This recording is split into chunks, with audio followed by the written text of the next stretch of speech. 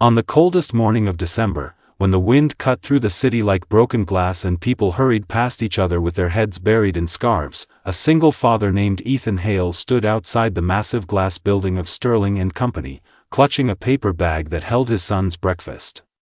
His hands trembled, not from the cold, but from the weight of the life he carried alone. His son, Oliver, only 7, had been asking lately why Santa never came to their apartment, why Christmas lights in other windows sparkled like dreams while theirs stayed dark. Ethan always smiled and said Santa must be busy, but inside he knew the truth: he couldn't afford magic, not this year, not any year. And as he stepped into the building that never seemed to notice him, he didn't know his life was about to change with one unexpected question. If you're watching this and you believe in kindness, second chances, and the quiet miracles that happen when good people hold on to hope, please like, comment, share, and subscribe. And tell us in the comments where you're watching from. Ethan worked as a maintenance worker on the top floors of the company, moving silently through marble halls, fixing lights no one thanked him for, cleaning up messes made by people who never knew his name. The workers saw him, but not really. They saw the worn-out uniform, the tired eyes, the janitor badge. But they didn't see the man who carried lunchboxes with small notes inside for a little boy waiting at home, or the father who stayed up at night sewing patches onto tiny jackets because new clothes were a luxury they couldn't dream of. Sterling and Company was preparing for its grand annual Christmas gala, and every department was buzzing with decorations, schedules, and endless meetings. Ethan watched from a distance, sweeping floors under golden chandeliers and wiping fingerprints from doors that cost more than his monthly rent. But the person who noticed everything, every worker, every detail, every forgotten struggle, was the company's CEO, Miranda Sterling, a woman known for her sharp intelligence and colder-than-winter demeanor. She walked with purpose, spoke with precision, and rarely, if ever, smiled. Employees whispered that she cared only about numbers and never about people, but fate has a strange way of pulling two worlds together. One evening, Ethan stayed late to finish repairs in the newly decorated conference hall. The tree stood 20 feet tall, glittering with silver ornaments that reflected light across the room like stars trapped in glass. Ethan paused, letting himself imagine Oliver standing beside it, eyes shining the way children's eyes were meant to.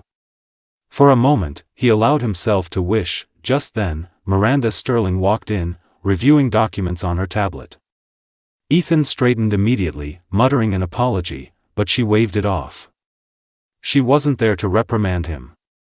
She was lost in thought, weighed down by something invisible, something personal. She paused beneath the tree, her gaze fixed upward. In that silence, Ethan felt an odd softness in her, something fragile, something human. Later that week, as the staff prepared for the final inspection before the gala, Miranda stopped Ethan in the hallway. Her voice was firm but unexpectedly gentle as she asked him to step into her office for a moment. Ethan worried instantly. Had he done something wrong, missed some detail, overlooked a task? His mind spiraled with fears he didn't have the luxury for. But inside her office, instead of anger, he found warmth. Miranda told him she had noticed his dedication, his long hours, and how he carried himself with quiet dignity despite life's difficulties. And then she asked the question that froze him in place: "This Christmas, what's your wish?" Ethan's breath caught. No one asked him things like that. Wishes belong to people with choices, with money, with lives that didn't break under the smallest burden. He looked down, feeling foolish, but Miranda didn't rush him. Her patience unnerved him in a comforting way. The words slowly escaped his lips, fragile and trembling. He said he did have a wish, but begged her not to tell anyone. He explained that he wasn't looking for charity, just a moment of hope. His wish was simple, painfully simple. He wished for one real Christmas for his son, not extravagant, not grand, just a day Oliver could remember with joy instead of longing. A tree, a warm meal, maybe a gift or two. A Christmas that didn't feel borrowed from someone else's life. Miranda didn't respond right away. She only nodded, her eyes softening as if she understood loneliness more than she ever admitted. Ethan left her office with a heavy heart, regretting saying anything. He thought he sounded pathetic, childish even. But deep inside, that wish wasn't just for Oliver. It was for himself. For the part of him that had forgotten what hope felt like. Days passed. The gala approached. The building transformed into a world of silver and white. Ethan continued his work, trying to forget their conversation. He assumed it meant nothing. People like Miranda Sterling didn't have time for the struggles of janitors, but on Christmas Eve, everything changed. When Ethan arrived at work that afternoon, a note awaited him at the security desk. It simply read, "Conference Hall. 6 p.m. Ethan panicked at first, thinking he was being called for an emergency shift or worse, being fired before Christmas. But when he walked into the hall, he froze. The entire room was transformed, not for the gala, but for him. A beautiful Christmas tree stood glowing in the center, decorated not in the sleek, corporate style, but with vibrant, childlike colors. Red ribbons, golden bells, handmade-looking ornaments. A small stack of wrapped gifts sat beneath it. A table was set with warm food, real food, the kind he hadn't smelled in years. And standing beside the tree was Miranda, dressed not in her corporate shield of a suit, but in a soft winter sweater. For the first time, she looked human, approachable, kind. She told him she remembered her own childhood Christmases after her mother passed away, years of emptiness, years where wishes were luxuries her grieving father never had time for. She knew what it felt like to want joy but not afford it. She told him she wanted Oliver to have a Christmas that didn't hurt to remember. Ethan felt tears burning behind his eyes, but before he could speak, another door opened.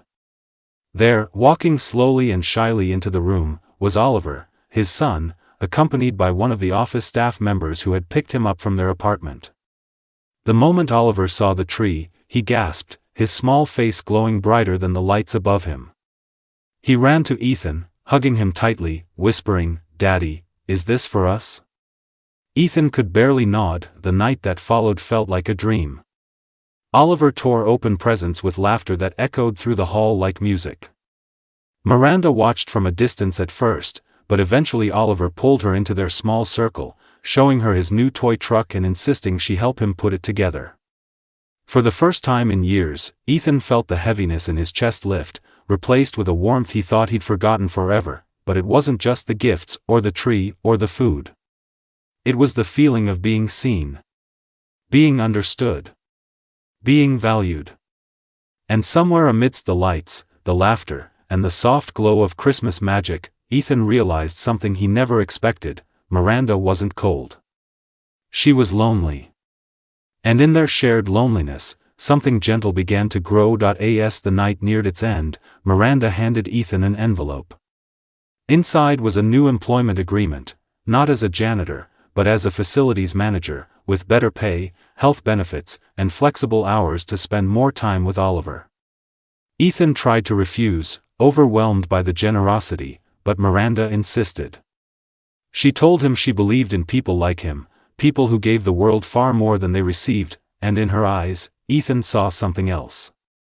Something unspoken. Something that told him life sometimes brings unexpected miracles quietly, humbly, wrapped not in fairy tales but in the simple act of caring. If this story touched your heart even a little, please like the video, share it, and leave a comment to help this story reach more people who need hope this season.